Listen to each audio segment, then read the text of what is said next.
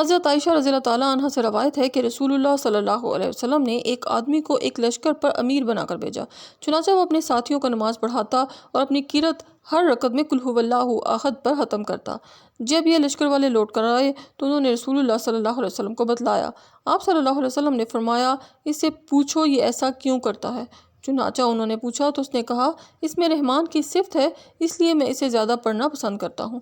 رسول اللہ صلی اللہ علیہ وسلم نے سن کر فرمایا، اسے بتلا دو کہ اللہ تعالیٰ بھی اس سے محبت کرتا ہے۔ اللہ کی صفات پر مشتمل سورت کو پسند کرنا اور کثرت سے پڑھنا بھی اللہ کی محبت حاصل کرنے کا ایک ذریعہ ہے۔